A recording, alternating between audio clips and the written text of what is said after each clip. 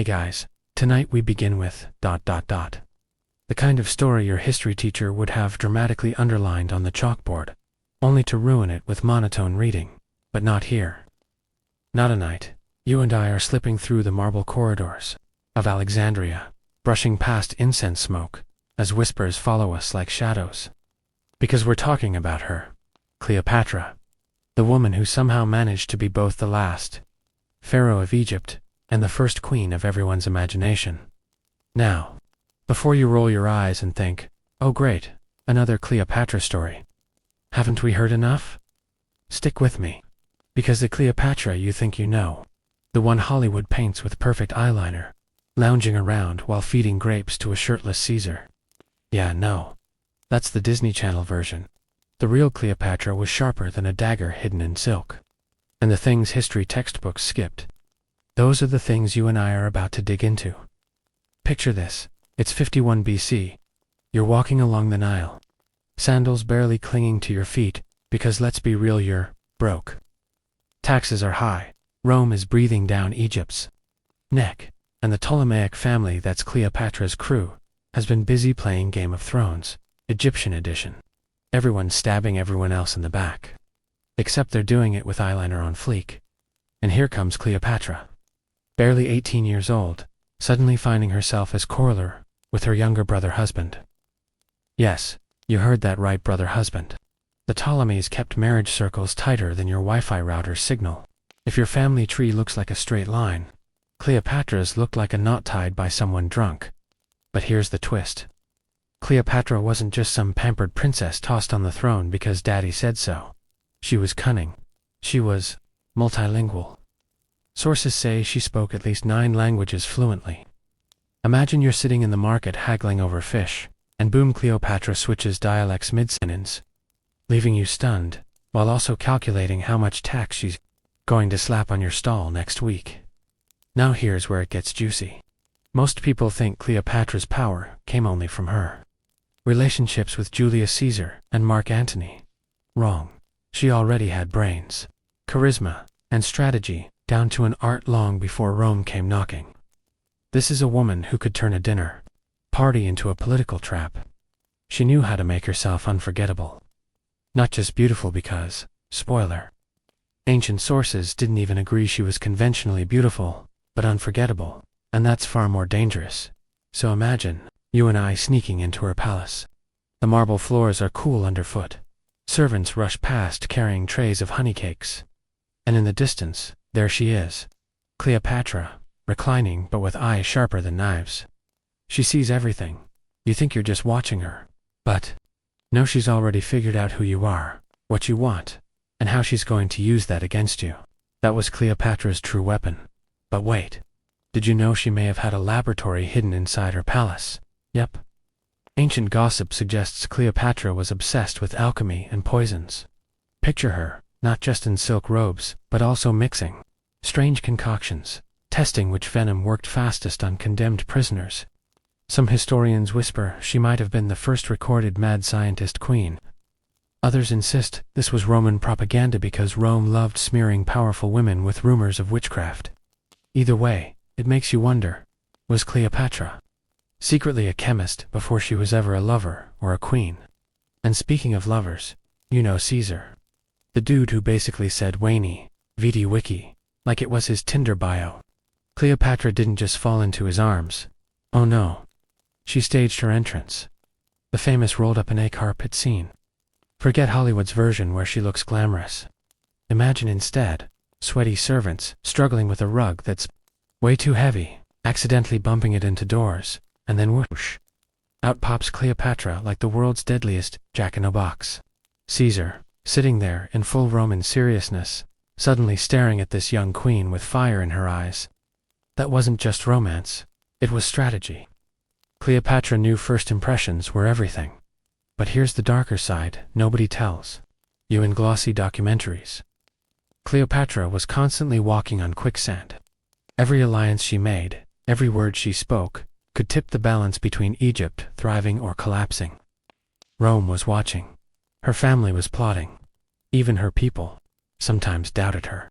Imagine being her sleeping at night, knowing that even your most trusted servant could be bribed by Rome to slip poison in your wine.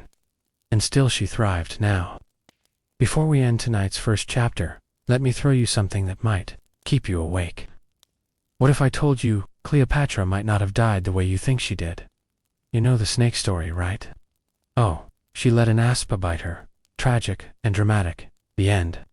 But new whispers from historians suggest that tale might have been Roman fanfiction. What if Cleopatra didn't die by snake at all? What if her death was staged, covered up, or even worse, murdered by Rome to erase her legacy on their terms? But hey, we're getting ahead of ourselves. Stick with me. Because in the next part, we're not just talking about Cleopatra's throne. We're going to uncover what she did to secure ITA's secret deals, the betrayals, and the night she outsmarted an entire army while the city of Alexandria burned. So, remember where we left off. Cleopatra, barely 18, already juggling thrones, brother husbands, and possibly a secret home lab filled with potions that would make Harry Potter jealous. But here's the part that'll really make your jaw drop. She didn't just inherit a throne. She had to fight tooth and nail for it.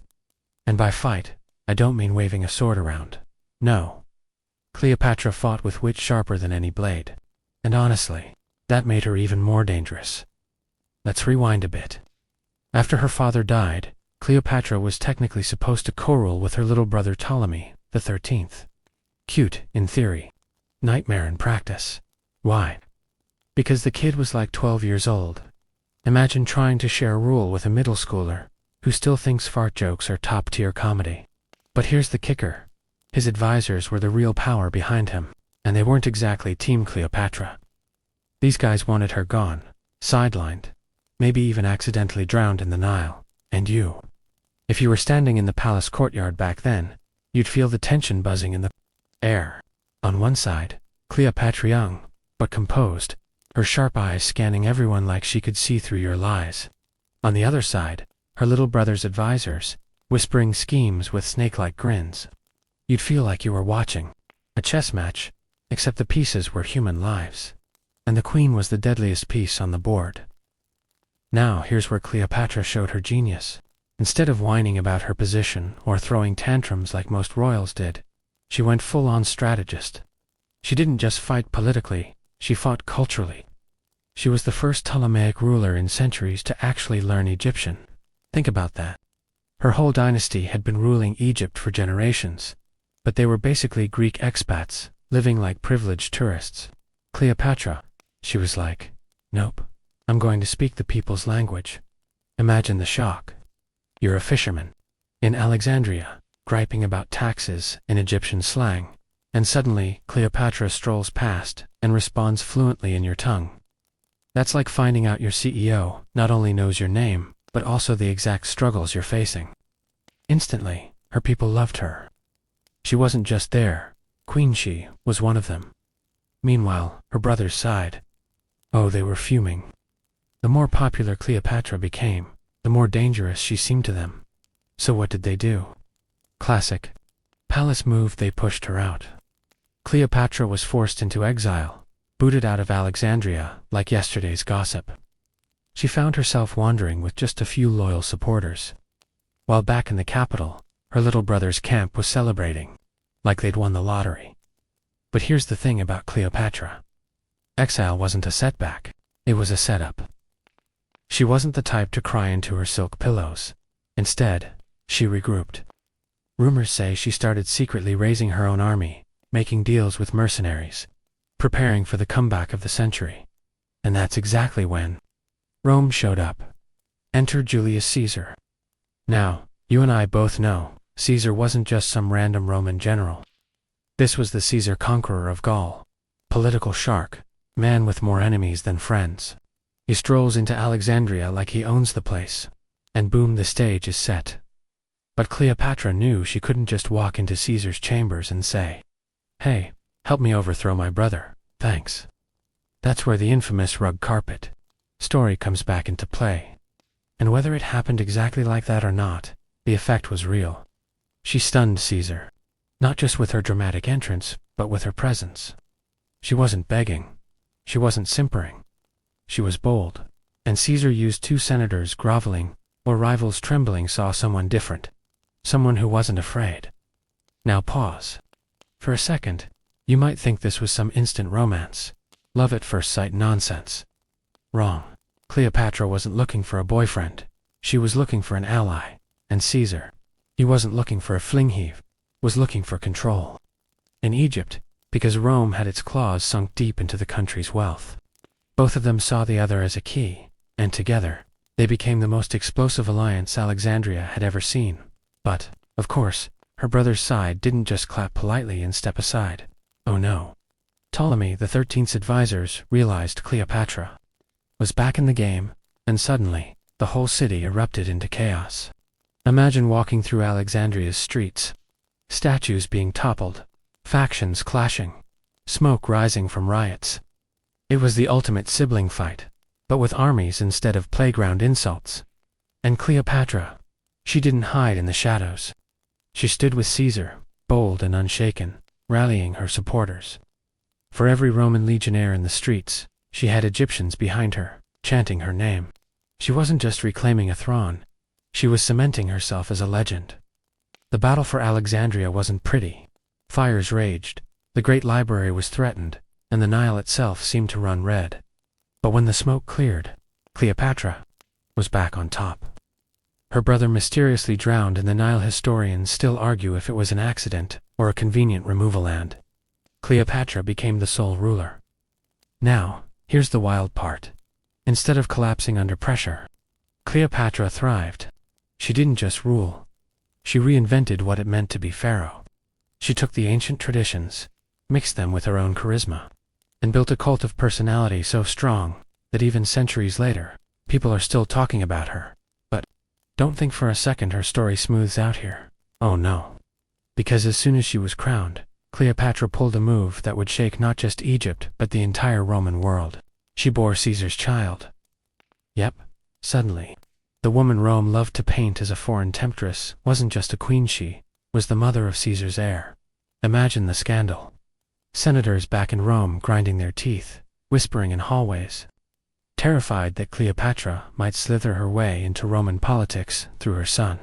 The gossip alone could kill. And here's the kicker: you'd think that would be Cleopatra's ultimate power move, right? Wrong. Because what came next made the carpet stunt look like child's play. But hold that thought, because in Section 3, we're peeling back the curtain on Cleopatra's relationship with Caesar, the dinners, the deals, the deadly secrets no Roman historian wanted to admit. And when I tell you what she dared to do in the very heart of Rome itself, you'll see why even Caesar's allies started to panic. So there you are, standing on the marble balcony of Alexandria, the salty breeze from the harbor stinging your face. Below you, the city is alive with chaos. Cleopatra's enemies both inside and outside her palace are gathering. Rumors crawl like snakes in the dark. She's a witch. She's enslaved Antony. She's draining Egypt to pay for Roman wars. You'd think, how does she even survive this tornado of lies? But remember, we're not watching some helpless figure here. This is Cleopatra. And tonight, you're about to witness how she turns chaos into a weapon. First, let's rewind. The so-called secret weapon that Antony and Cleopatra's circle whispered about. It wasn't a new fleet of ships, or some cutting-edge catapult. No, this was subtler. Cleopatra had been working with Alexandria's greatest scholars, mathematicians, and engineers. You know the Library of Alexandria, right? The legendary one where scrolls about everything from astronomy to snake venom were kept. Well, Cleopatra had access to all that.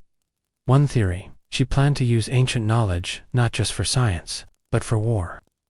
Imagine standing in the library, the smell of papyrus in the air, as scribes bring forward scrolls describing chemical fire mixtures that could burn on water. Think Greek fire, but earlier. Imagine Cleopatra whispering to her engineers, "If Rome brings their ships, let's give them the sea itself as their grave." Spooky, right?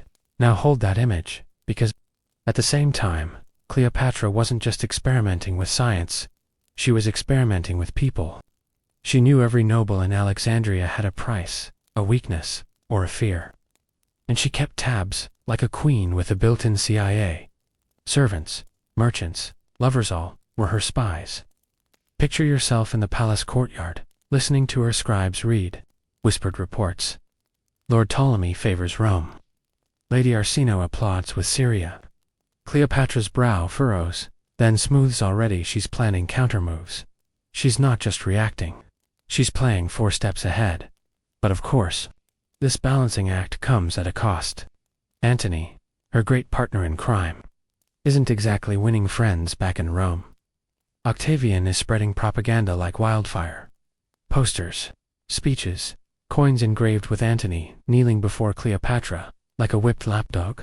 You, scrolling through that ancient equivalent of social media, would see Octavian's memes and think, wow, the PR battle's already lost. But Cleopatra, she doubled down.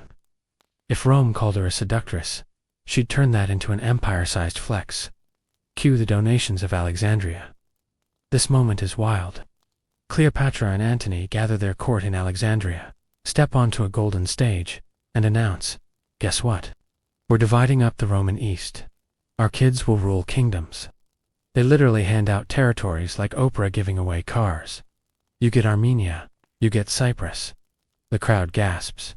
Some cheer, others whisper, this is madness. And you, standing there, would feel the ground tilt. This wasn't just a political gamble. This was declaring open war on OCTAVIA. Now, let's take you to the burning night. Alexandria, years later, trembling under threat. Word spreads, Octavian is marching, Antony's armies are faltering, and Cleopatra, she makes the ultimate gamble.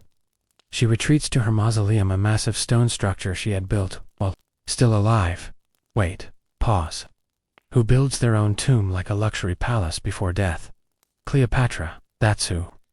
She stocked it with treasures, gold, supplies, even boats. Some whisper it was less a tomb and more a lastant fortress. Imagine standing there with her, torchlight flickering off golden masks, as she tells you, if I fall, Rome will never take my treasure. You'd shiver. But here's the heartbreak. Antony, thinking Cleopatra was dead inside that mausoleum, does something dramatic. He falls on his own sword. Only plot twist, Cleopatra isn't dead. She's alive, sending desperate messengers to carry him inside. Imagine the scene. Torchlight, blood on marble.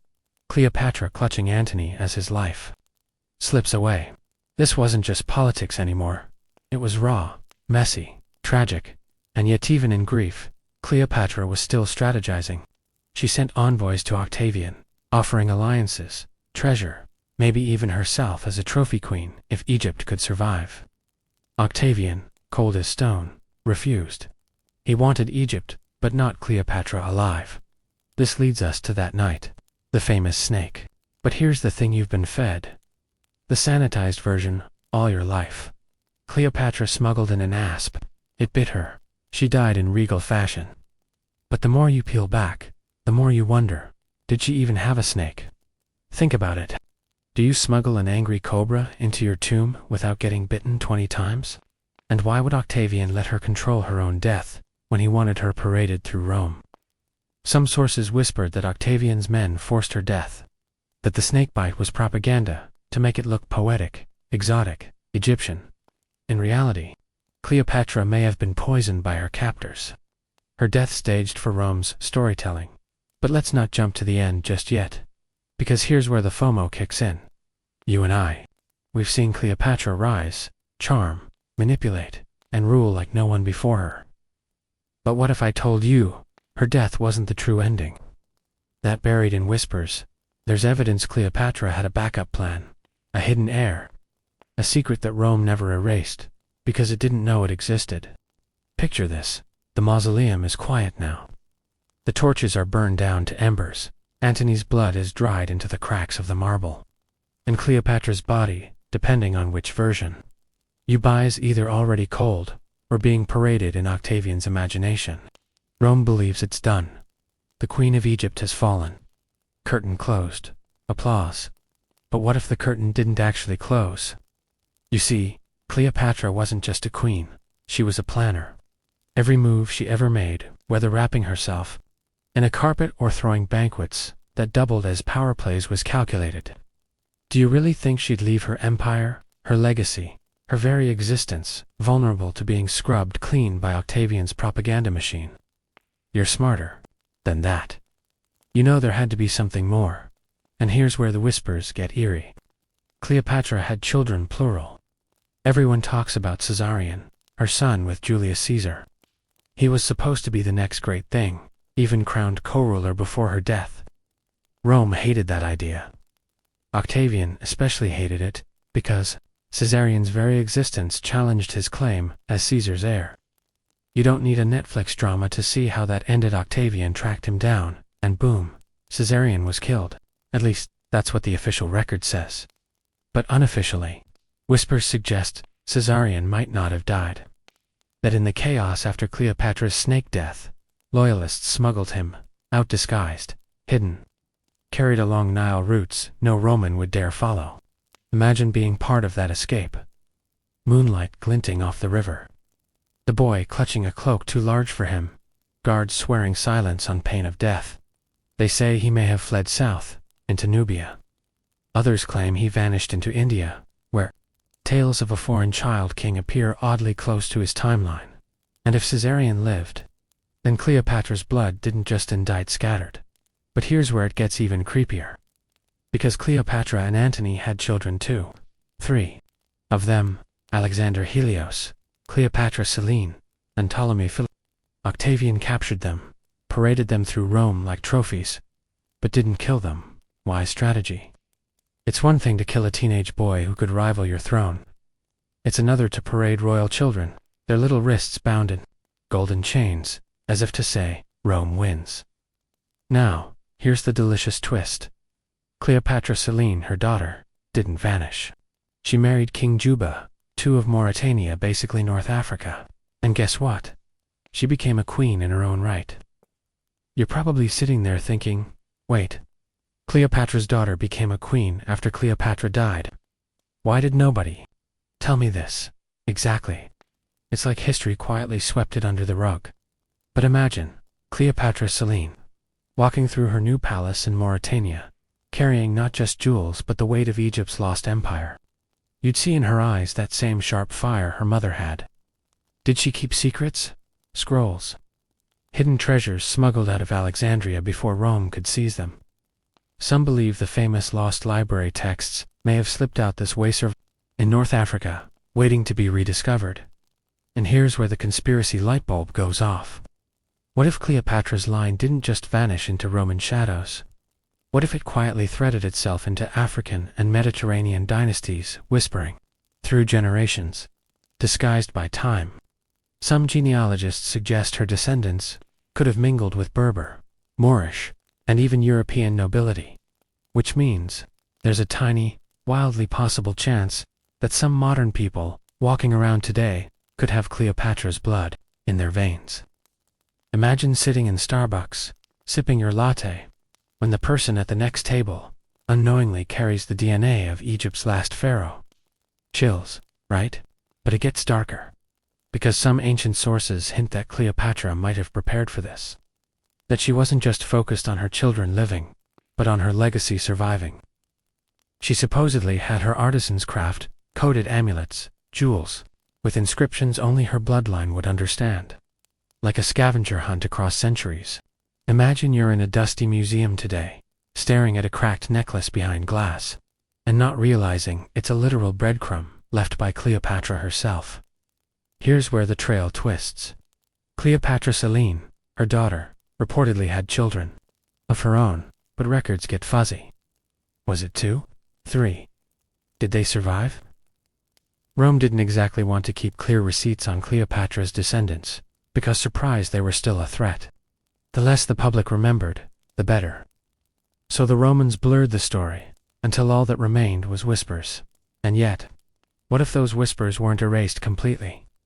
There are medieval legends in North Africa about a queen descended from Egypt, a woman with eyes like obsidian, who carried knowledge of stars and poisons. Sounds suspiciously familiar, doesn't it? Now let's crank the FOMO up. Because if Cleopatra's bloodline survived even secretly, then her death wasn't really the end. It was just Act 1 of a bigger, darker play. And the question isn't, did she leave a legacy? The question is, where is it now? And that's exactly what we're tackling next. In Section 5, we're diving into the eerie legends of hidden vaults, forbidden scrolls, and the possibility that Cleopatra left behind more than children. She may have left behind a map that Rome desperately tried to bury. Imagine standing in Cleopatra's mausoleum just days after her death. Octavian's men are stomping through, looting treasures, smashing jars, grabbing whatever glitters. Gold masks, gone. Emerald-encrusted scepters, gone. But then one soldier pauses at a strange bundle of scrolls wrapped in purple silk. He frowns. It's not marked with hieroglyphs for treasure. Instead, it's covered in cryptic symbols, half Greek, half Egyptian. He hesitates. He doesn't know it, but he's holding something that could change history. What if those scrolls weren't just ceremonial notes? What if Cleopatra had left instructions, a map to knowledge Rome could never be allowed to own? You see, Cleopatra wasn't just a queen, she was a scholar. Remember, this is a woman trained in the greatest library in the world, rubbing shoulders with astronomers, mathematicians, and healers. She studied poisons, constellations, and even strange machines the ancients were tinkering with. She knew knowledge was power. So ask yourself, would Cleopatra really let all that vanish into Roman bonfires? Or would she hide it somewhere only her descendants could find? Some ancient writers, obscure ones, Rome didn't bother preserving. That Cleopatra had chambers sealed beneath the palace at Alexandria. They weren't filled with jewels or coins. They were filled with ideas, secret texts, formulas, diagrams, even prototypes of early devices. Picture yourself there, walking down a torchlit stairwell into chambers lined with scrolls, the air heavy with dust and oil. You'd run your fingers over papyrus that spoke of stars no Roman telescope would chart for centuries. And here's the kicker. Those chambers might still exist. Fast forward to the Middle Ages. Travelers in North Africa told eerie tales of forbidden vaults built by a great queen. Vaults protected by curses, guarded by sandstorms, hidden under ruins that swallowed entire caravans. Some said inside were scrolls that taught how to turn lead into gold, how to heal fatal wounds, even how to build fireships that could destroy a fleet in minutes. Sounds like legend, right? But then you realize those were the same rumors, tied to Cleopatra's library. Now here's where it gets goosebump-worthy. Archaeologists digging near Alexandria have found tunnels beneath the ancient palace complex. Some collapse into the sea, others are blocked with massive stone. But one tunnel, discovered only a few years ago, runs directly under a temple dedicated to Osiris and Isis, Cleopatra's favorite gods. And guess what was carved on the wall? A serpent eating its tails. Ouroboros, a symbol of eternity and rebirth. The same symbol rumored to have been Cleopatra's personal seal. Coincidence, or a breadcrumb? Imagine this. Cleopatra knew Rome would erase her story. So she flipped the script. She turned her death into a performance, her mausoleum into a distraction, while the real treasure, her legacy, was sealed underground, waiting for her bloodline, waiting maybe for her daughter, Cleopatra Selene, who went on to rule in Mauritania. Because here's the theory nobody wants to touch. That Cleopatra didn't just send her daughter away to survive, she sent her away with instructions. A coded amulet, perhaps, or a scroll fragment. Something that pointed the way back to Alexandria's secrets. And if Selene followed those instructions, then parts of Cleopatra's knowledge might have slipped quietly into African kingdoms, preserved far away from Rome's hands. Picture Selene as a young queen, opening her mother's sealed casket years later. Inside, nestled in silk, a carved obsidian box with strange engravings. She lifts the lid and finds a map not of roads or borders, but of constellations, mathematical ratios, hidden landmarks only a trained Alexandrian scholar could read. You'd hold your breath watching that, because you'd know you're looking at Cleopatra's final move. And here's the cold truth. Octavian might have won the war, but Cleopatra may have won the long game. Because even today, scholars admit, never found Cleopatra's tomb. Think about that. One of the most famous women in history, and we have no grave, no definitive burial site. You don't find that suspicious? It's almost as if she never wanted to be found, as if she herself is part of the map. So here's where I leave you dangling tonight. What if Cleopatra's tomb isn't lost at all? What if it was deliberately hidden, part of a trail leading to something far bigger than a pile of bones? What if her final resting place is less a grave, and more a locked vault, guarding the very secrets Rome wanted destroyed? Because in Section 6, you and I are diving headfirst into the most chilling part of this puzzle. The hunters, the emperors, explorers, and secret societies who've spent centuries chasing Cleopatra's lost vault hand, the curse that seems to follow anyone who gets too close.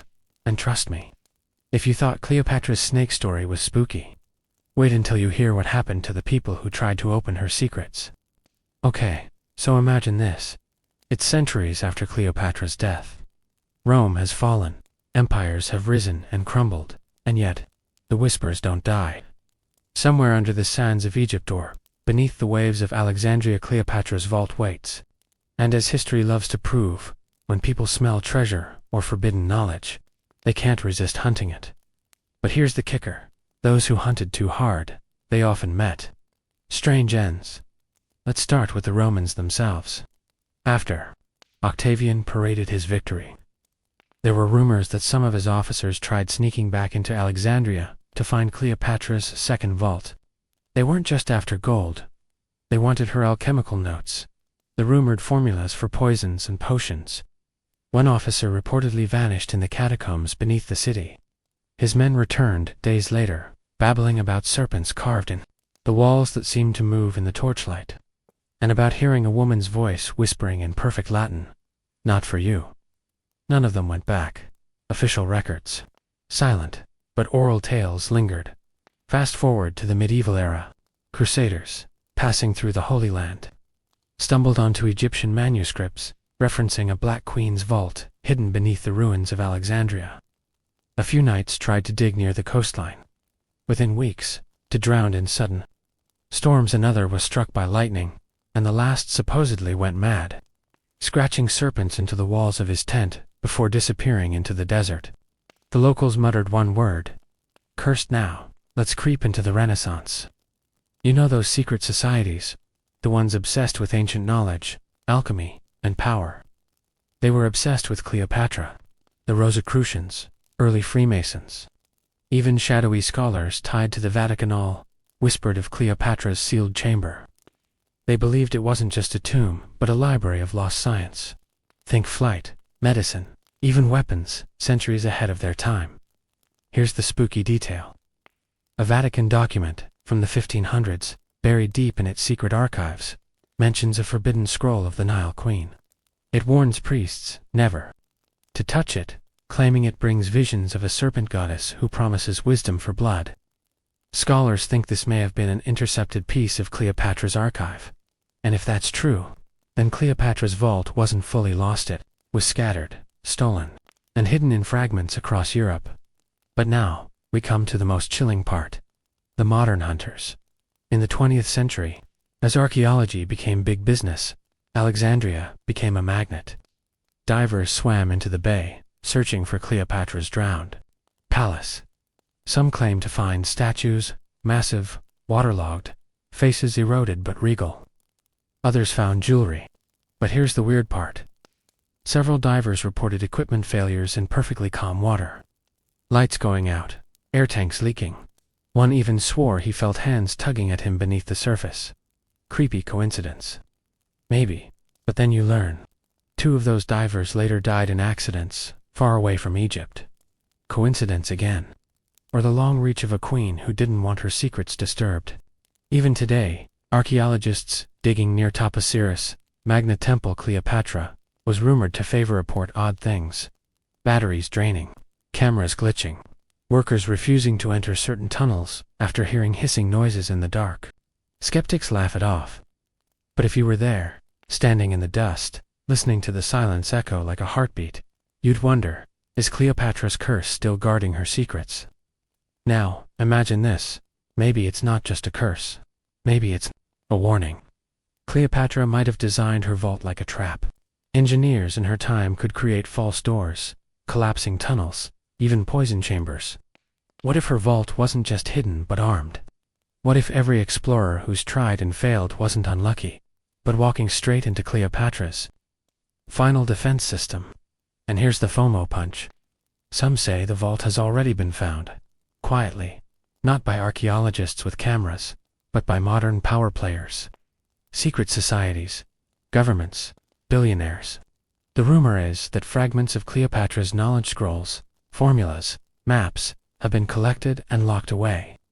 Not in museums, but in private vaults. Maybe even influencing science today without us knowing. So let me leave you on this cliffhanger. What if Cleopatra's vault isn't lost at all? What if it's being used right now? Secrets reshaping our world from the shadows. And in Section 7, we'll dive into the spine-chilling possibility that Cleopatra's knowledge wasn't just about ruling Egypt. It may have included visions of the future, because if she really left behind maps of the stars and formulas centuries ahead of her time, was Cleopatra just a queen? Or was she something more?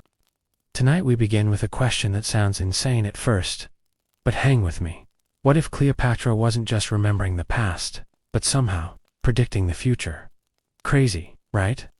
But listen, this is where the rabbit hole gets so deep. You'll need a rope ladder.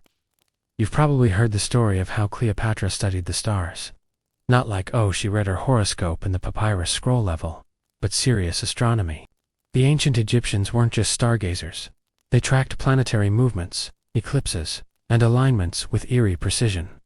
Cleopatra, she had access to those priests, scrolls, and observatories.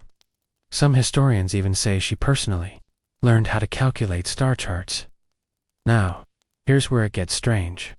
There are references in scattered manuscripts, Greek, Coptic, even Arabic, that Cleopatra possessed a book of eternity. It supposedly contained diagrams of the heavens, not just as they were, but as they would be. One fragment even describes a star alignment that modern astronomers say didn't occur until the 1800s. How in the world would Cleopatra's people have known that? Unless the Book of Eternity wasn't just observation. It was projection. But it doesn't stop with the stars. Let's talk about the Nile. Cleopatra was obsessed with flooding cycles, the very lifeblood of Egypt. Modern science uses math to predict floods, but Cleopatra reportedly claimed she could hear when the Nile would rise. Some scholars dismissed it as superstition. Yet papyrus records suggest she accurately predicted 3 major floods years in advance. Coincidence? Or some primitive form of what we now call climate modeling? And if she could do that with the Nile, what else could she model? Here's where my brain flips upside down. Modern researchers digging into ancient Egyptian medical scrolls found techniques so advanced they're basically prototypes of today's medicine. Eye surgery, herbal formulas with proven antibiotic properties, even contraceptives. Now add Cleopatra's obsession with secret knowledge. Did she gather all of it, refine it, and stash it in her vault? Did she leave behind a blueprint for medicine hundreds of years ahead of her time? But wait, it gets even wilder. There's a legend, passed quietly in Arabic chronicles, that Cleopatra built a machine of vision. Not like a telescope, but something stranger. The description is vague, almost poetic. A mirror of black stone, polished until it drank the stars. Supposedly, if you gazed into it during certain nights, you could see not just the sky but events that had not yet happened. Skeptics laugh it off, but fun fact, polished obsidian mirrors were used for ritual scrying in ancient times.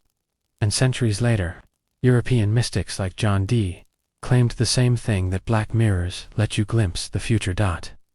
So what if Cleopatra's machine of vision wasn't myth? What if she experimented with consciousness, reflection, and ritual to peek forward in time? Now you might be thinking, okay, cool story, but where's the proof? Well, here's the kicker. In the 1960s, divers exploring near Alexandria reportedly found a smooth black disc buried under rubble, about the size of a dining table. Perfectly circular, unnaturally polished. They pulled it out, but the artifact disappeared. Some say it went to the Egyptian government. Others whisper it was quietly sold to a private collector. Either way, nobody knows where it is today. Coincidence? Or did someone find Cleopatra's lost mirror? And if she really had glimpses of the future, what did she see? Did she foresee Rome rising and crushing her empire? Did she know that her own death would mark the end of Egypt's independence? Did she watch the centuries unfold, realizing her story would echo for thousands of years? Here's the creepiest possibility. Maybe Cleopatra didn't fight her fate because she already saw it. Maybe that's why she staged her death so theatrically. Maybe she wanted to become immortal in story, because she already knew her empire was doomed. But let's take it one level higher. What if Cleopatra saw our time? What if the secrets in her vault weren't just about ancient Egypt, but about events still unfolding? Wars, discoveries, even technologies we think are modern. Some conspiracy theorists go so far as to claim her vault contains diagrams of flying machines, energy devices, even weapons that wouldn't be invented until centuries later. Wild. Yes. Impossible. Well, history has surprised us before. And here's where I'll leave you biting your nails. If Cleopatra's vault contains visions of the future, then whoever controls it doesn't just own ancient knowledge, they control tomorrow. And in Section 8, we're going to peel back the layers of who might already have their hands on it. Because if those rumors about secret societies, billionaires, and governments are true, then maybe Cleopatra's future is already shaping your present. Tonight we begin with a confession. Every time I read about Cleopatra's lost vault, I can't help but wonder what if someone already found it. Because think about it. You don't really believe that governments, billionaires, and secret societies would just let something that powerful sit under a ruined palace in Alexandria, do you? No way. If Cleopatra's vault even half exists the way rumors claim, someone, somewhere, has already tried to grab it. And here's where it gets unsettling. Back in the 1940s, during World War II, Nazi Germany had a whole unit obsessed with ancient artifacts, runes, relics, mystical objects, but buried in Allied intelligence reports. There's a strange note. A German dive team was spotted near the coast of Egypt in 1942. Their mission, officially, it was surveying wreckage. Unofficially, some researchers think they were hunting Cleopatra's vault. And when you connect the dots, Egypt, under British control, Nazis desperate for a miracle weapon, the theory gets uncomfortable. But it doesn't end with the Nazis. Flash forward to the 1960s. American and Soviet archaeologists were in a quiet race to find Cleopatra's tomb. Not just for history's sake, but because both governments thought her burial site hid something valuable. One declassified CIA memo mentions unrecovered Ptolemaic artifacts of significant scientific potential. Translation: they weren't looking for jewelry. They were looking for Cleopatra's secrets. And here's the kicker. Remember that black stone mirror divers supposedly found in the 1960s? It vanishes into thin air, right when the CIA had an active presence in Alexandria. Coincidence? Maybe. But you and I both know how these stories usually go. Now, let's pull the curtain back on the billionaires. Think about it. Private yachts dock in the Mediterranean all the time. Who's to say one of them didn't bankroll an under-the-table expedition to Cleopatra's ruins? When you've got more money than countries, what's stopping you from quietly funding your own treasure hunt? Especially if that treasure includes knowledge that could reshape medicine, energy, or even politics. Some even whisper about a closed circle of collectors, shadowy billionaires, who hoard not just art, but dangerous artifacts. The kind of guys who don't show up at Sotheby's auctions because their purchases never see daylight. Cleopatra's vault. If anyone has it, it's them. But let's not forget the secret societies. The Freemasons, the Rosicrucians, even the mysterious Order of the Golden Dawn. Each one has, at some point, published obscure writings hinting at Egyptian wisdom, sacred geometry, and hidden initiations. What if those initiations were actually based on fragments of Cleopatra's knowledge? What if they've been guarding it or exploiting it for centuries? And here's the big gut punch. Maybe this isn't even about history anymore. Maybe Cleopatra's secrets are already shaping the modern world. Ever wonder how some governments seem to make lucky discoveries in technology years ahead of their time? Or how some pharmaceutical companies suddenly stumble upon remedies that ancient texts already hinted at? What if they didn't stumble? What if they took? Now, picture this. Somewhere in a private vault under New York, London, or Dubai, Cleopatra's scrolls lie in climate-controlled darkness. Scientists are quietly scanning them, translating them, testing formulas. But you'll never hear about it. Because if Cleopatra's vault truly contains visions of the future, whoever owns it isn't about to share. And maybe that's why her story still matters so much today. Not just because of her dramatic death or her political genius, but because her secrets are still at play, still influencing power, still hidden from you. Which leaves us with the scariest question yet. If Cleopatra's vault is being exploited right now, then what future did she leave written down? And more importantly, what's coming that we don't know about? Stick with me, because in Section 9 we're diving headfirst into the prophecies themselves, the wild, unsettling predictions Cleopatra may have left behind, and why some of them line up disturbingly well with the world you're living in today. Tonight we begin with a warning. Not everything written on ancient papyrus was meant to be read by the living. Because when you and I talk about Cleopatra, most people imagine politics, love affairs, and drama with Rome, but hidden behind all of that was a queen obsessed with time itself. See, Cleopatra wasn't just playing with poisons and perfumes. She surrounded herself with priests, scribes, and mystics who claimed to hear the whispers of the future. And apparently, she wrote some of those whispers down. Let me set the scene for you. Imagine the inner chamber of her palace, flickering oil lamps casting shadows on golden walls. Cleopatra sits, not as a seductress, but as a scribe, carving strange symbols into black stone tablets, and dictating passages to her most trusted priest. The words, not prayers, not laws, but warnings, prophecies. And here's where it gets eerie. One fragment, allegedly smuggled out of Egypt during Napoleon's campaigns, speaks of a time when men would walk with voices not their own, speaking to the air. Now, you and I read that today, and immediately think cell phones, Bluetooth, wireless tech. But imagine reading that in 30 BC, how insane must that have sounded? Another prophecy, even darker, mentions a poison in the skies, choking the breath of nations. For centuries, scholars thought it was just metaphor until modern pollution, smog, and chemical warfare made it horrifyingly real. But the most disturbing, Cleopatra apparently foresaw something she called the Moon of Blood, a time when children born under its glow would bring either salvation or destruction. And if you've been following Strange History or my other videos, you'll know that blood moon superstitions have haunted villages from Missouri to Mongolia. Could Cleopatra's vision have been one of the earliest? Now, before you dismiss this as coincidence, let's take it one step further.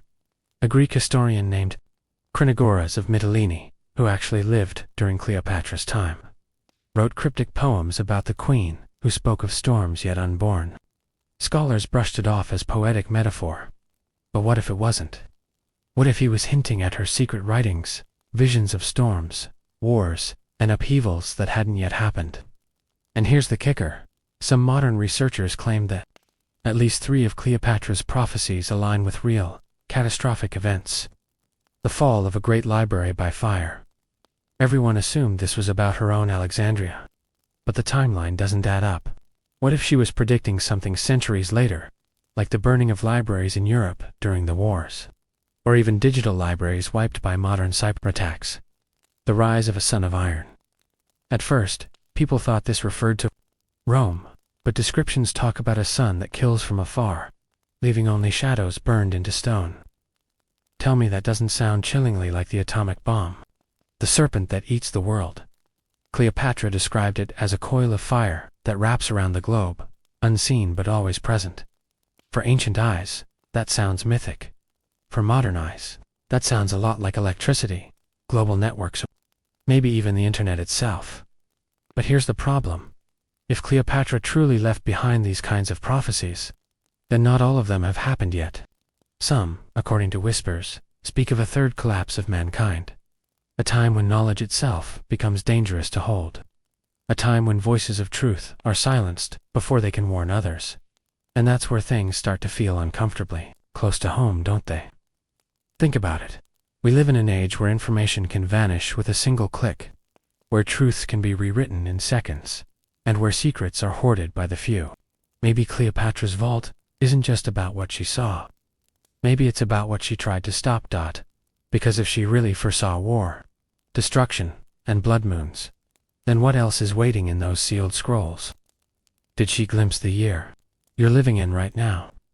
Did she predict the crises unfolding around us? The chamber grows darker the deeper you and I walk into Cleopatra's world of secrets. By now, we've already uncovered fragments that spoke of strange technologies, poisoned skies, and blood moons. But there was one prophecy so terrifying. Her scribes refused to even ink it on papyrus. Instead, they etched it onto obsidian slabs, locked inside a chest. Only Cleopatra and 2 priests had keys too. What could be so dangerous? According to whispers from ancient travelers and scraps discovered in 19th century digs, the forbidden prophecy described not just the fate of nations, but the very end of time as we know it. It begins innocently enough, when the serpent devours its own tail. The world shall be reborn in fire. That line might sound symbolic, but Cleopatra's priests supposedly added chilling footnotes, warning of a force mankind would one day unleash that could circle the entire earth and consume everything. Think about it. Doesn't that sound eerily like global nuclear warfare? Or even something more sinister, AI intelligence loop, devouring human knowledge and turning it back against us. But it gets worse. Cleopatra didn't just predict chaos. She claimed to know the trigger. She wrote of a woman crowned not with jewels, but with stars of false light. Who shall open the last gate? For centuries, readers thought this was just astrological poetry. But modern theorists point to space exploration, satellites, even digital empires run by powerful women. Could she have been describing not a queen, but a future leader or scientist? Someone who accidentally or deliberately leashes a force humanity can't control. Now, here's the part that gives me chills. There's a legend that one of Cleopatra's last surviving priests defected to Rome after her death and whispered the forbidden prophecy to Augustus. Some claim that's why Augustus was obsessed with omens, eclipses, and strange portents, because he believed the prophecy was real. He supposedly ordered Roman scribes to bury the text deep in sealed archives, far from public eyes. And maybe, just maybe, fragments of it ended up in Vatican vaults centuries later. But here's the FOMO twist. Not all of it was buried.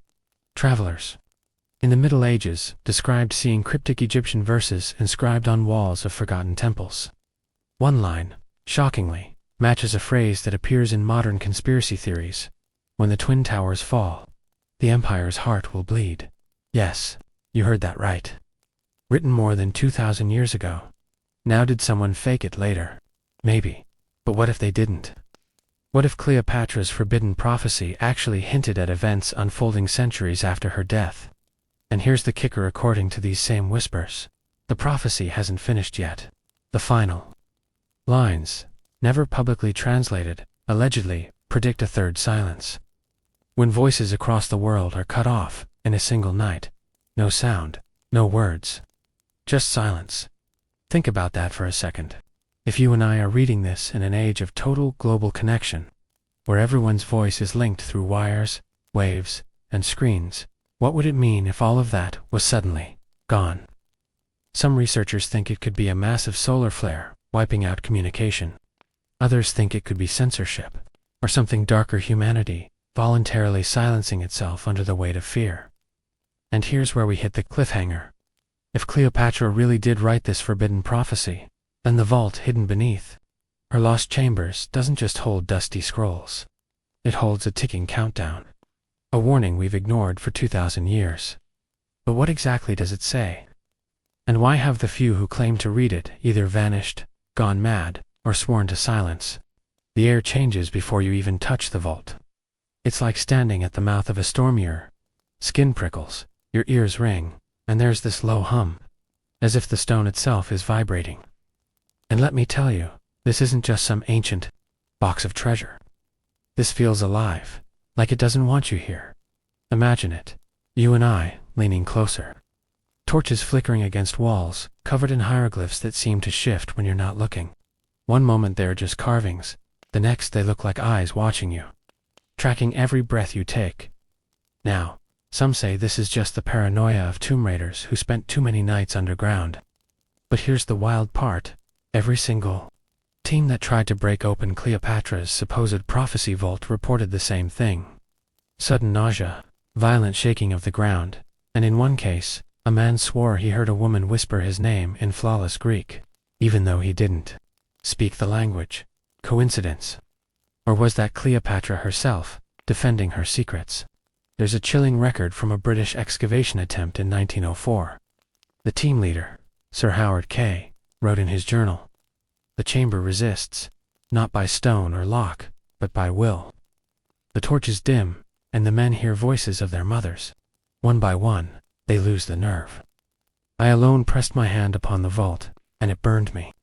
The man showed the scar until his death, and according to witnesses, the scar wasn't a burn, it was in the shape of an asp, Cleopatra's symbol. You see the pattern here.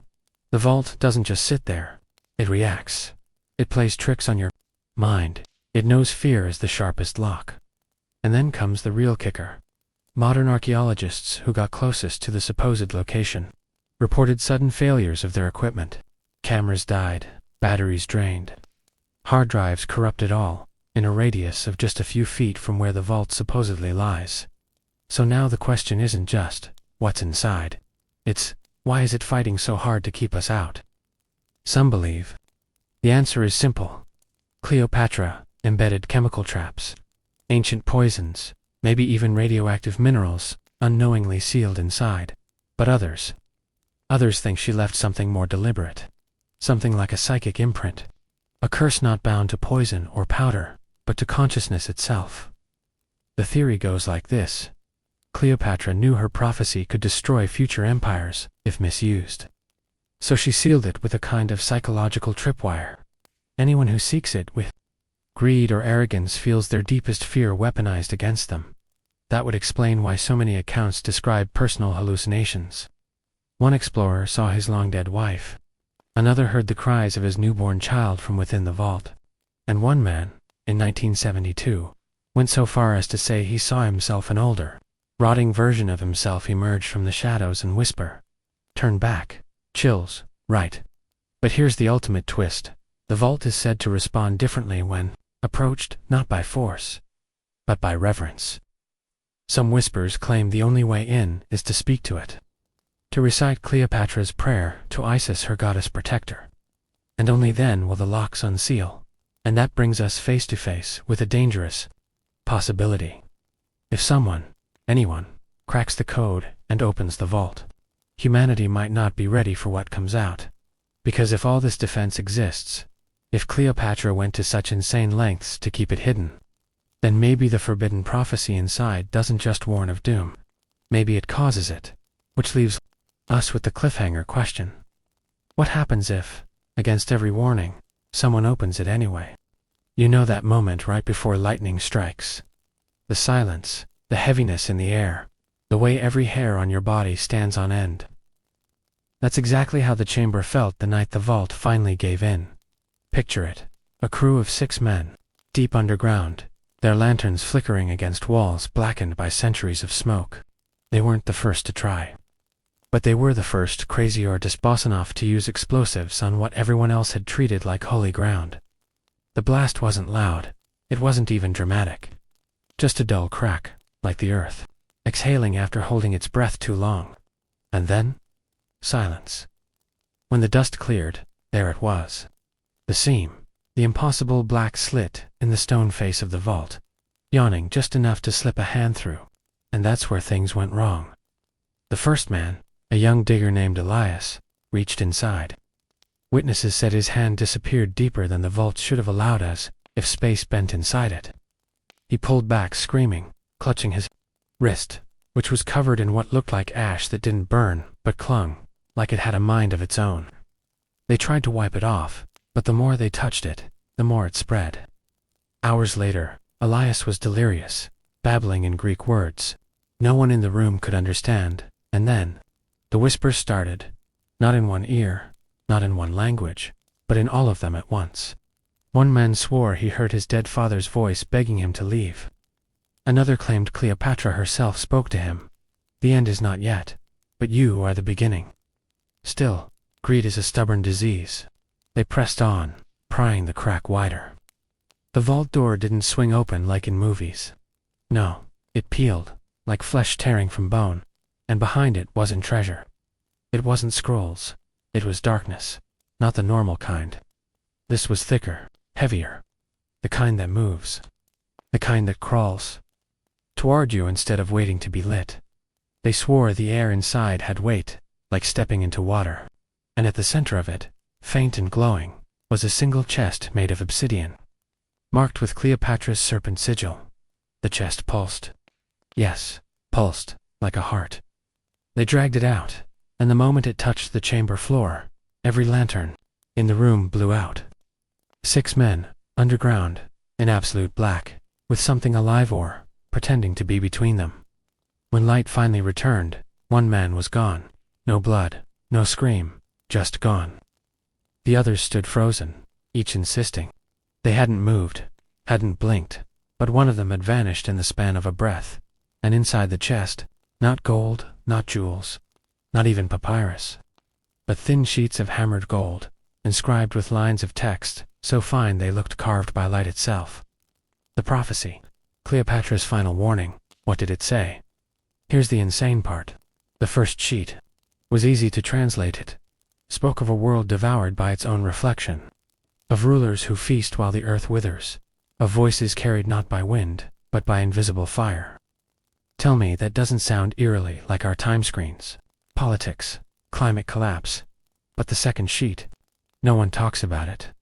The team that smuggled it out. They died. One in a car crash, one of a sudden aneurysm, one just vanished. The surviving journal entries hint that the second prophecy wasn't about warning humanity. It was about summoning something back.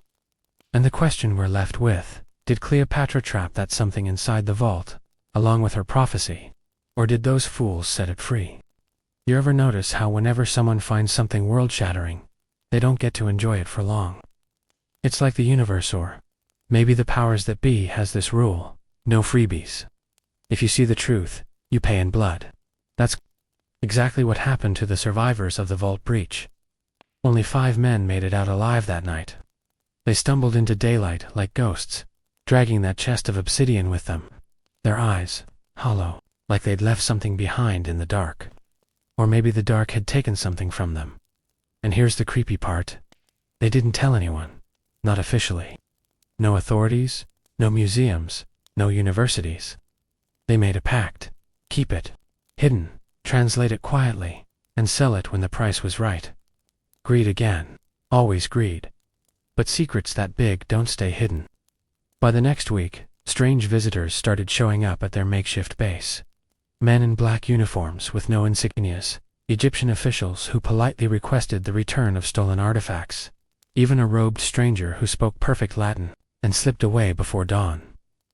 One of the diggers, Marcus, wrote in his diary, "We are being hunted, not just by men, but by something that knows where we sleep."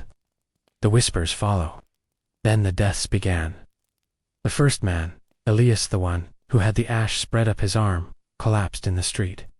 Witnesses said his body turned gray and brittle, like stone, before shattering into dust. No blood, no organs, just dust. The second Marcus never even made it out of his hotel. His body was found locked inside the bathroom, every mirror in the room smashed from the inside. The coroner couldn't explain the cuts, like hundreds of hands had clawed at him all at once. The others ran, across Europe, into Asia, anywhere.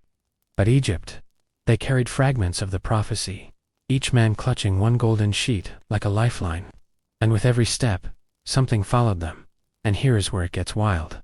Every empire since Ottomans, British, Nazis, Soviets, they all had rumors of Cleopatra's prophecy. Secret files, whispered reports. Why? Because whoever held those sheets believed they could rewrite destiny. Imagine having a map of the future, written by the most cunning ruler in ancient history.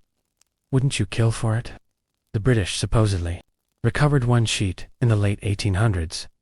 They locked it in the British Museum's special collections, the kind no tourist ever sees. During the Blitz in World War II, that section burned except for one thing. A single, undamaged sheet of gold pulled from the rubble. Witnesses swore it glowed. The Nazis got another. Or at least they thought they did. Hitler sent his occult division, the undisturbed, to Cairo.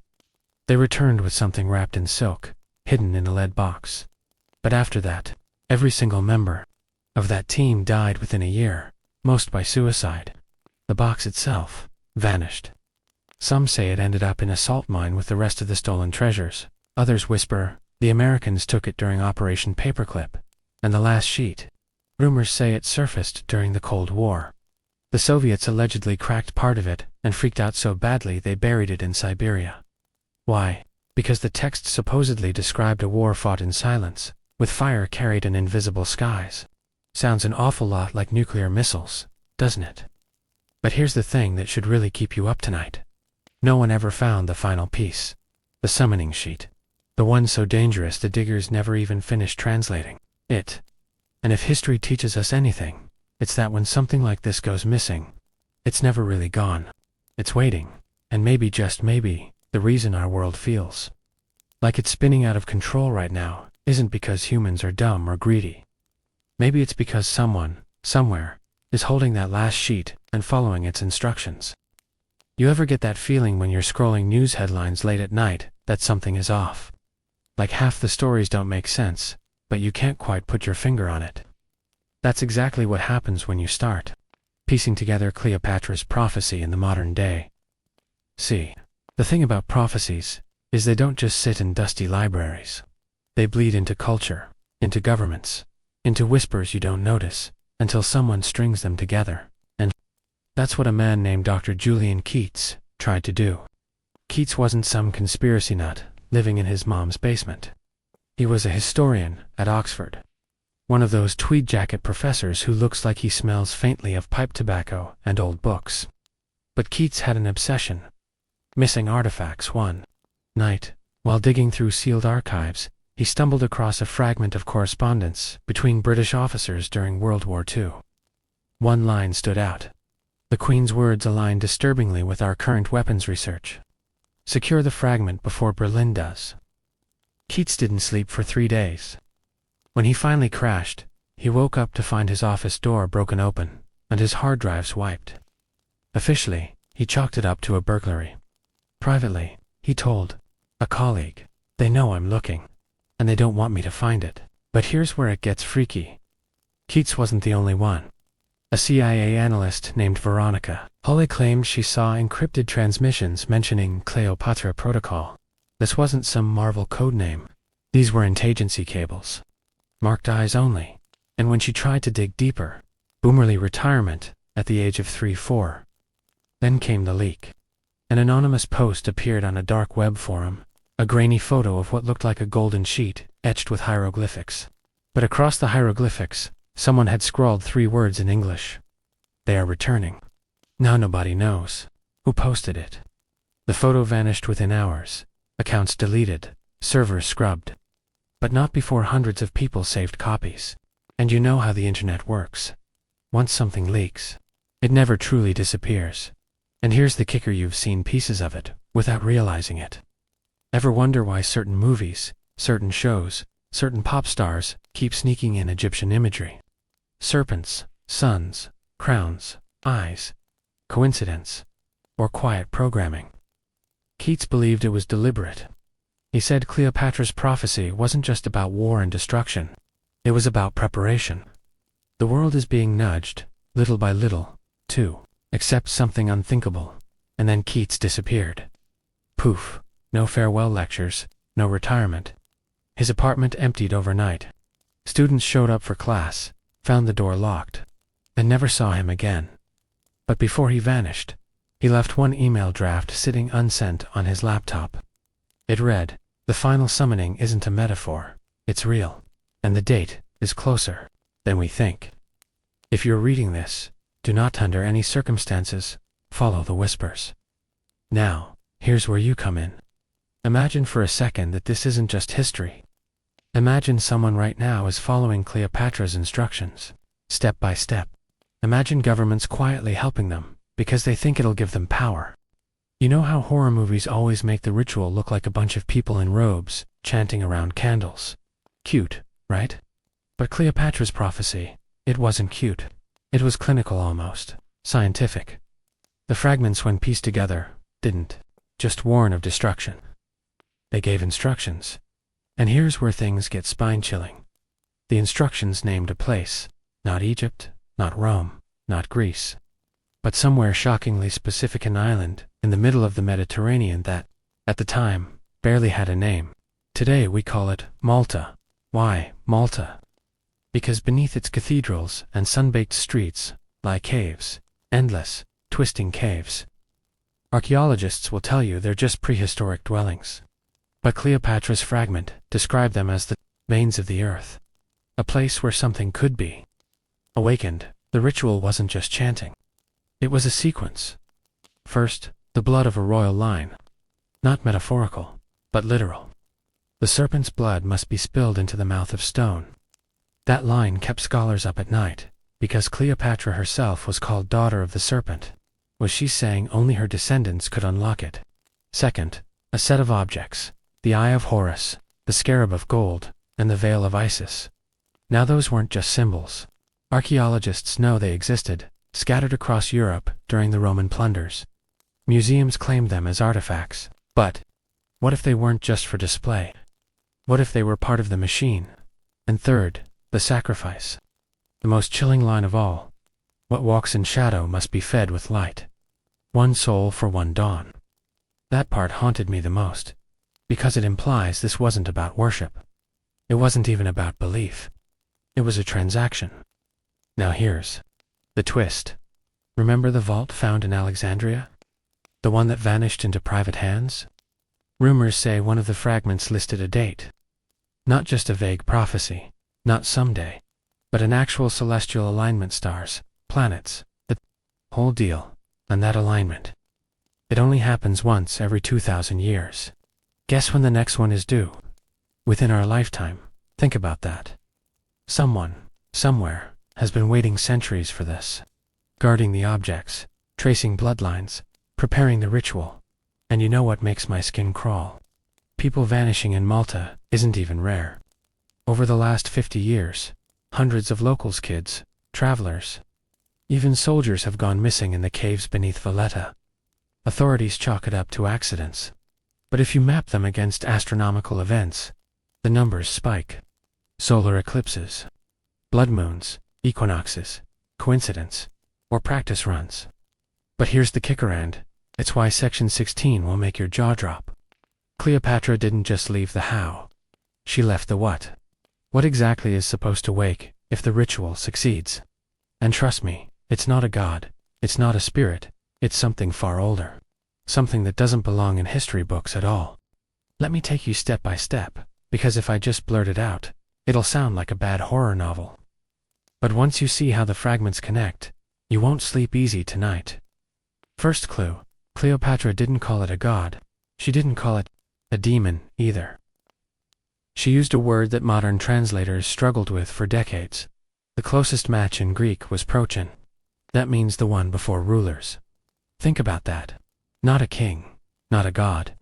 Something older than even gods. A power that existed before humanity had words to describe divinity. When archaeologists first read that, they assumed it was poetic. Ancient writers loved exaggerating. But in the fragments, Cleopatra warns that this being was not worshipped. It was bargained with. Whole civilizations had risen and fallen because they either made the trade or refused it. Now, remember those caves in Malta? The veins of the earth. Cleopatra said they weren't just caves. They were a mouth. A mouth that had been fed before. She described it as a living absence, which is such a weird phrase. How can absence live? But when you compare her words to Sumerian and Babylonian texts, you see the same description repeated under different names. In Mesopotamia, they called it the hungry shadow. In early Egyptian hieroglyphs, it appears as a black oval with tendrils reaching outward. Always the same. Always waiting. Here's the part that makes my skin crawl. Cleopatra hinted that this being didn't need food in the normal sense. It consumed moments, time. That's why the ritual required a human life at dawn. Because dawn is the moment between darkness and light. The sacrifice was not just flesh, but the handing over of a sliver of time itself. Think about that. If true, then what happens to those who vanish in the caves isn't just death. It's erasure. As if they were never meant to exist at all. And here's the insane part. Modern accounts from Malta survivors, who claim they wandered too far into the hypogeum, describe something disturbingly similar. They say time inside doesn't flow right. Watches stop. Voices echo late, as if the sound itself has been swallowed and then burped back out. Some even describe seeing shadows that don't belong to them, shadows moving when they stand still. Coincidence? Or did Cleopatra's monster never leave? But Cleopatra wasn't just warning. She was terrified of this thing being used again. She wrote that her ancestors, the line of the Ptolemies, had been marked by it. Serpent's blood, she called it, not because of the goddess Wajet, but because the bloodline had once made the bargain. They had been allowed to rule because they had fed it. That's why Cleopatra was obsessed with ending her dynasty on her own terms. She didn't want Rome, or any empire after, to inherit the right to feed it. Now here's where it gets crazy. The fragment about the celestial alignment. The one due in our lifetime. It matches perfectly with a rare astronomical event. The triple conjunction of Saturn, Jupiter, and Venus, all lining up near the star Regulus. And guess when it's happening? Less than 2 decades from now. So if Cleopatra was right, the key moment is approaching again. And if someone out there, a descendant, a cult, a secret society, has the artifacts in the bloodline, the ritual could be completed. But wait. It gets worse. You see, Cleopatra didn't describe this being as dormant. She described it as hungry, always hungry. Which implies that the missing people in Malta, the bizarre disappearances throughout history, the so-called accidents around ancient sites, they might not be random at all. They could be snacks, small offerings, just enough to keep the thing restless, but not enough to wake it fully. Imagine the implications. Every culture has stories of vanishings. Entire villages gone overnight. Ships adrift with no crew. Inexplicable. Absences that history can't account for. What if those weren't accidents? What if those were breadcrumbs leading back to the same hunger Cleopatra feared? And here's where I dropped the bombshell. The private collector who supposedly bought Cleopatra's vault in the 1990s. Whispers say he wasn't a random billionaire. He was tied to a secretive group, tracing their lineage back to the priesthood of Isis. A group obsessed with preparing for the alignment. They call themselves the Keepers of the Mouth, and if half of what's rumored about them is true, they don't want to stop the ritual. They want to finish it. Now tell me, how does that not make your blood run cold? Because the prophecy doesn't end with the ritual. Cleopatra left one final line, scrawled so faintly it's barely visible on the papyrus, and should it wake, the world will not end in fire, nor in water, but in silence. Silence, no screams, no chaos, just absence. An empty earth, devoured moment by moment, until nothing remains. Alright, now buckle in, because everything up to now has felt like myth, legend, or dusty papyrus.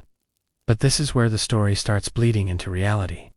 And I swear, once you hear what's been happening, you're going to wonder if Cleopatra's fragments weren't just history lessons, but actual instructions for us. See, after her vault fragments were supposedly acquired by that collector in the 1990s, weird things started happening in Malta. And I don't mean the touristy stuff. I mean the kind of stuff that never makes it into guidebooks. First piece of evidence. Disappearances.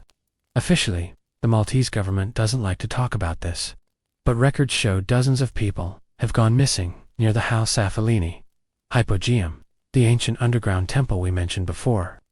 Some were locals, others tourists. The official cause?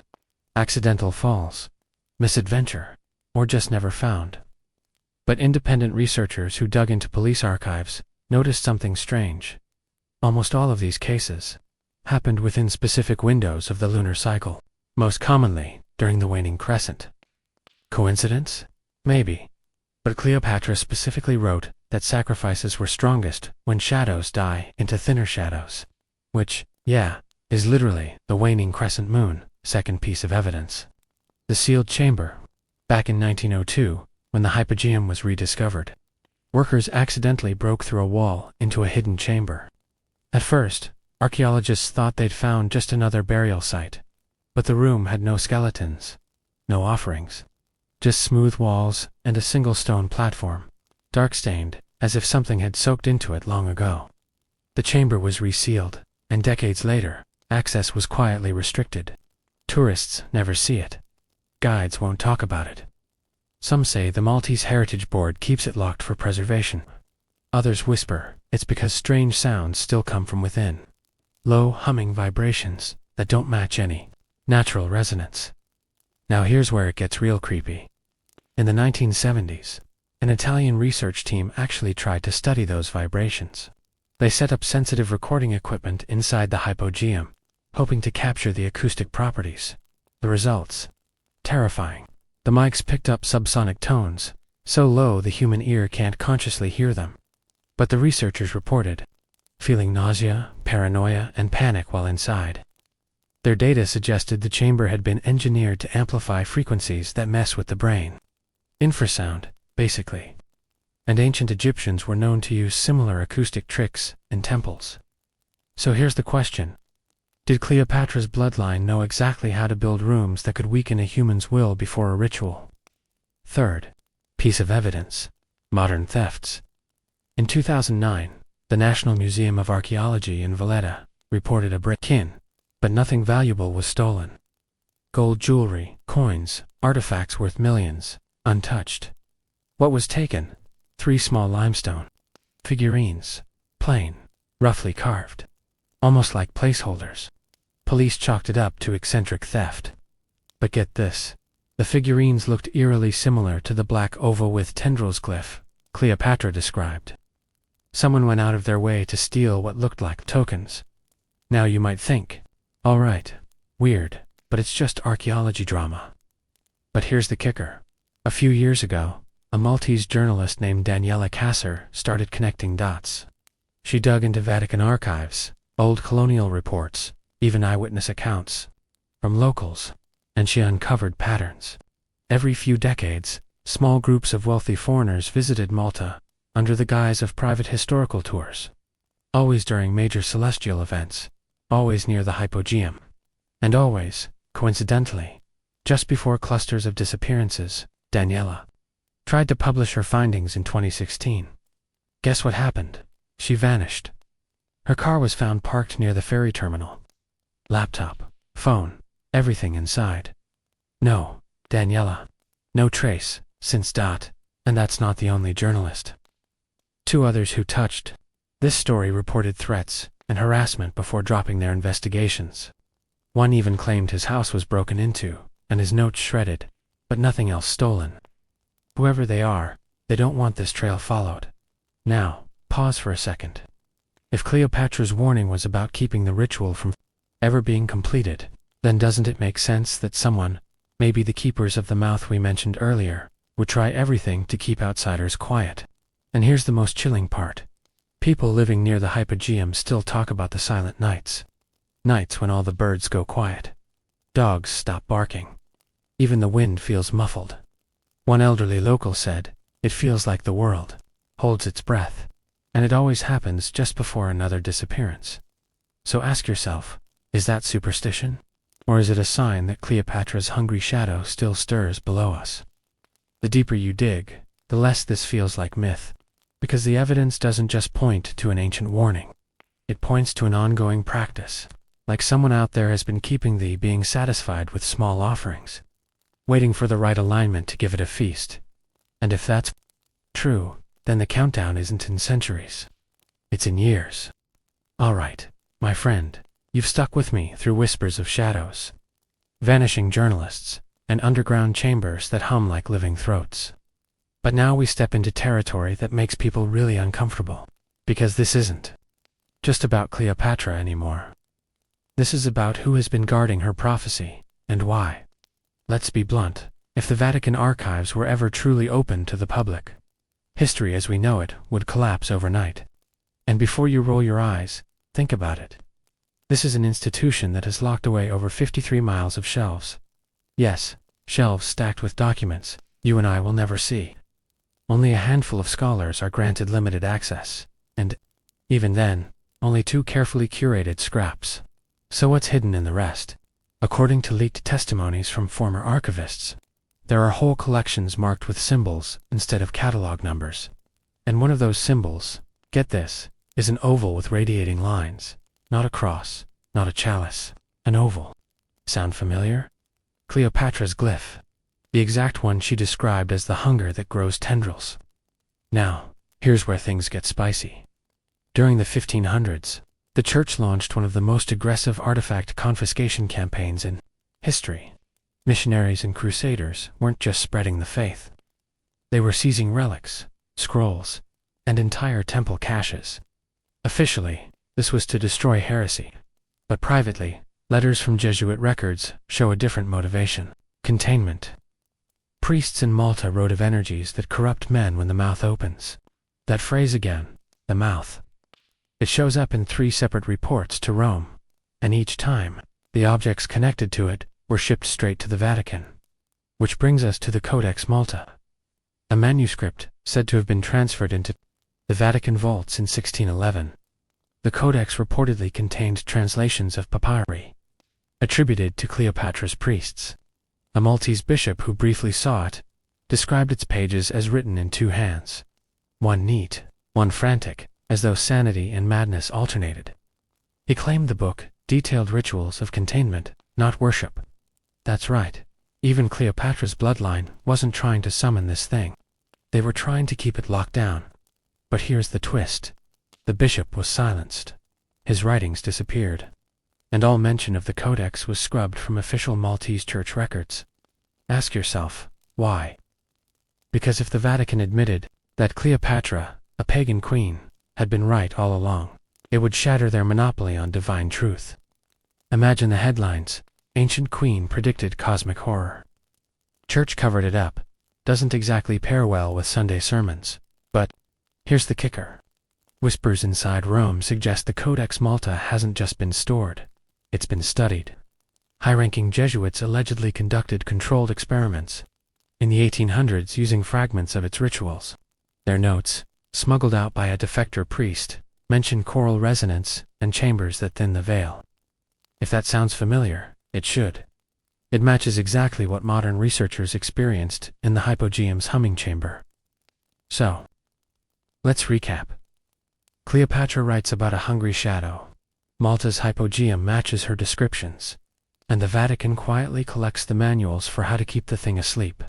Coincidence? Or a 3,000-year relay race to keep the lid on something humanity should never wake up? And yet, if you think they've succeeded flawlessly, think again. In 1942, during World War II, Malta was bombed relentlessly by Axis forces.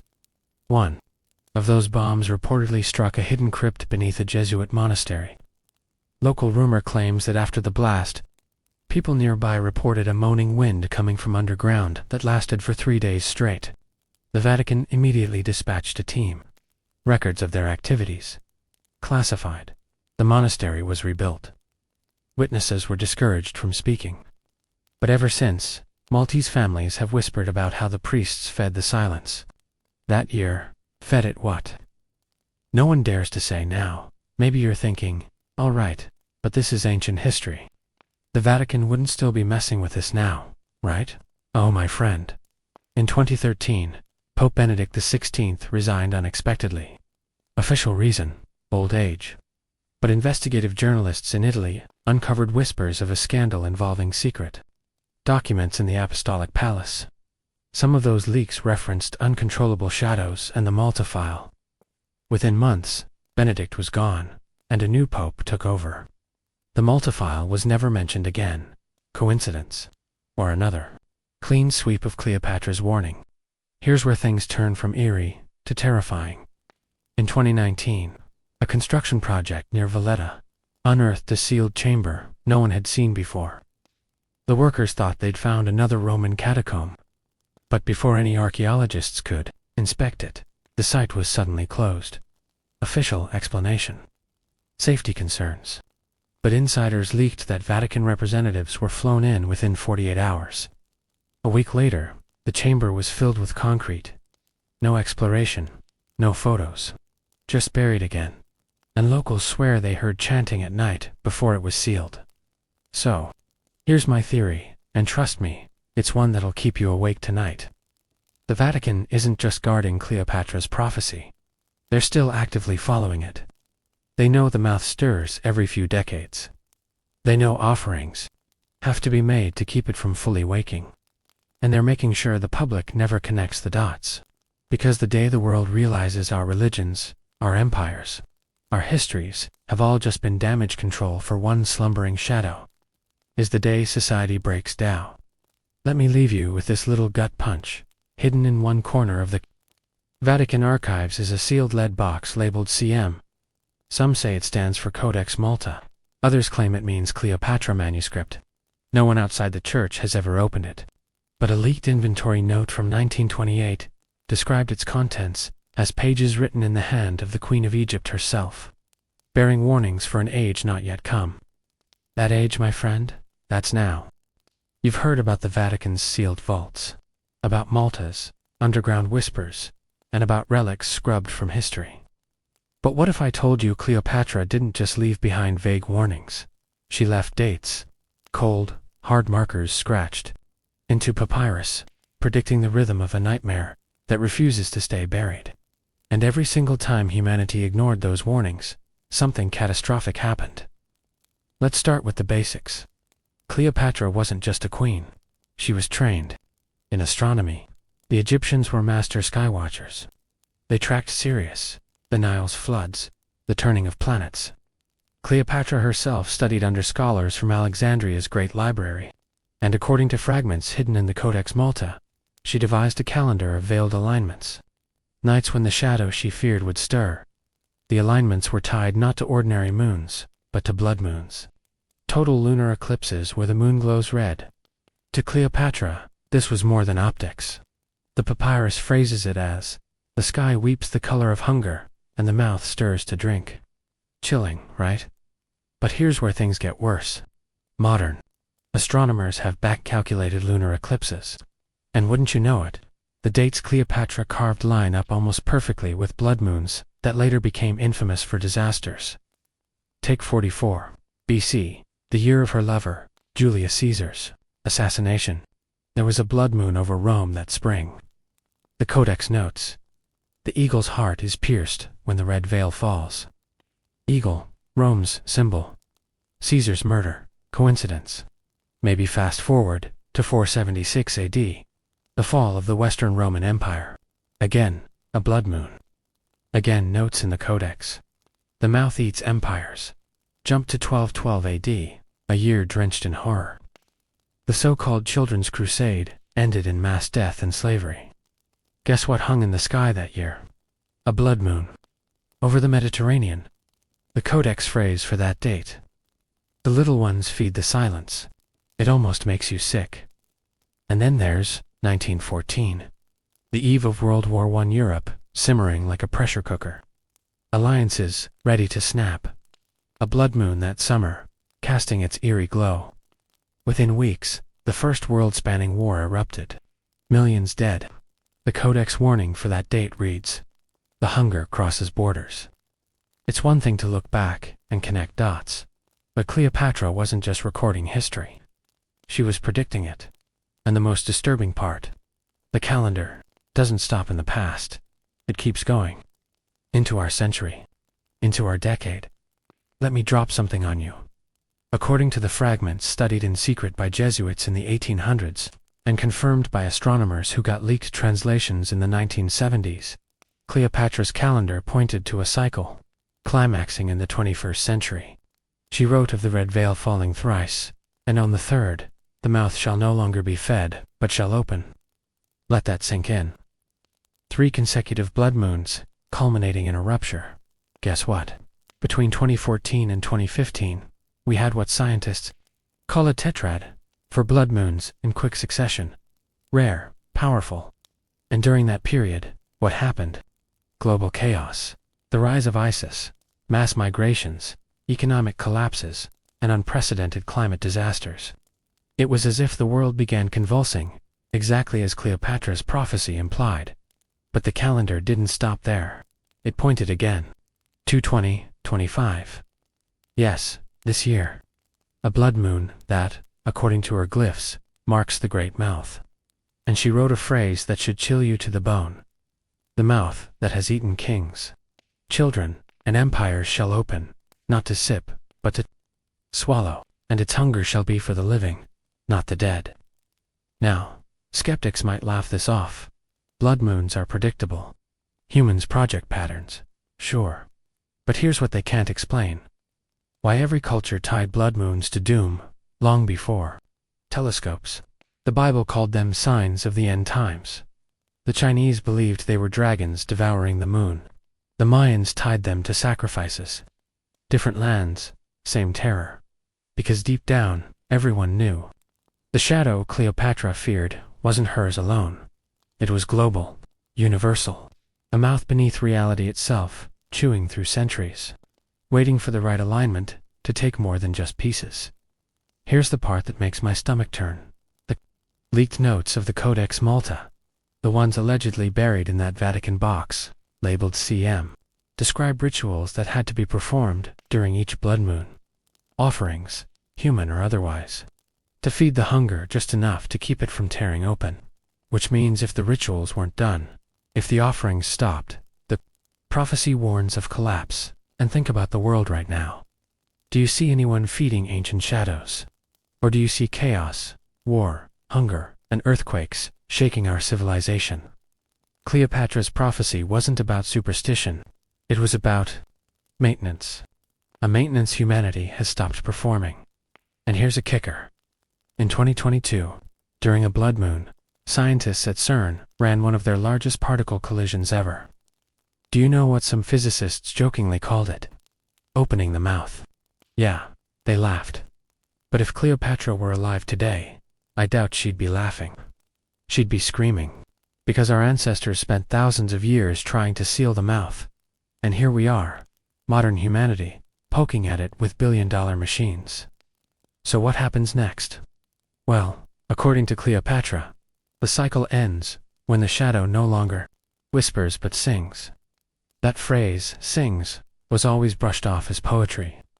But if you remember the hypogeum of Malta, the humming chambers, the voices vibrating through stone, doesn't that sound a lot like singing? Doesn't it sound like the mouth has already started clearing its throat?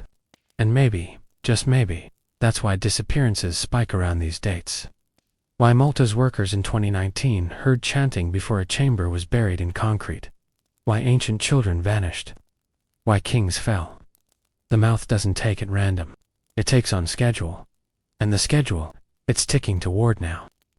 By now, you've seen the patterns. Empires rise and fall on blood moons. Children vanish. Wars ignite. Shadows hum in the earth. And Cleopatra, desperate to leave behind a map of survival, hid her warnings in calendars, glyphs, and sealed papyrus. But here's what most historians refuse to even whisper. The Codex Malta contains a passage that wasn't carefully scribed like the rest. It was messy, ink-smeared, as if written in haste or terror.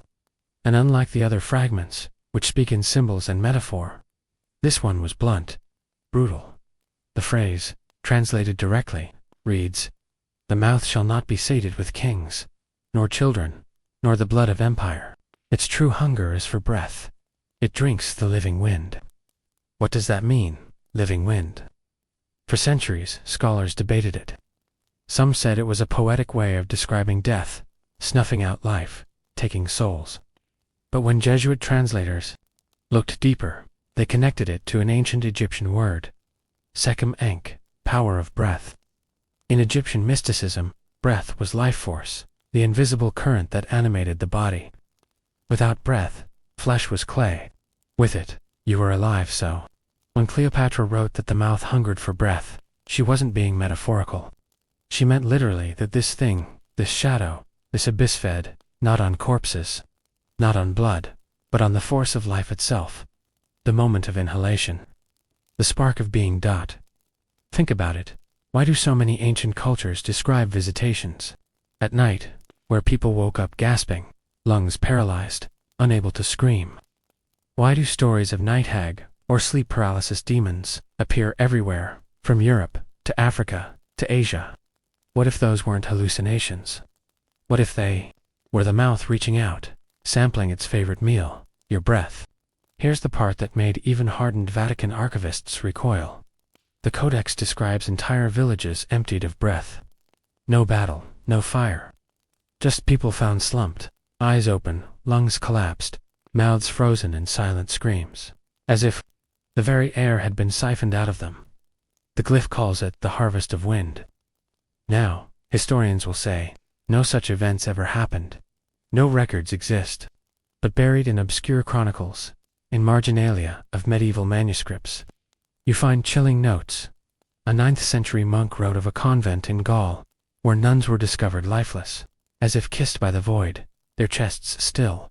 A 14th century Arab traveler recounted entering a village on the Silk Road, where everyone from infants to elders was dead in place.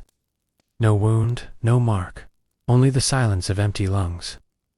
In 1871 Missouri, yes, the case we explored earlier, survivors whispered of newborns not burned, but breathless before being set to flame. Do you see the thread? Every time the blood moon rose, every time the cycle turned, there were whispers of mass suffocation, of an invisible mouth feeding not on flesh but on breath. And Cleopatra feared it because she believed the offerings children, kings, sacrifices, only distractions, temporary meals. What the mouth truly wanted, and what it was growing impatient for, was the breath of all humanity itself. Here's something even more disturbing. In the Vatican's classified records, a Jesuit named Father Balthasar in 1623 AD described an exorcism in Malta. A boy possessed, gasping, his chest rising and falling unnaturally fast. In the middle of the ritual, he whispered in a voice that was not his own. Not blood, not bone, the wind, the wind. Give me the wind. When asked whose voice that was, the boy's lips stretched into a grin, and he said, the one beneath. The mouth. After that, the boy collapsed dead. Autopsy found his lungs deflated like punctured skins. This is the evidence no one wants to face. The mouth isn't some mythic beast waiting to swallow mountains. It's subtler, more insidious.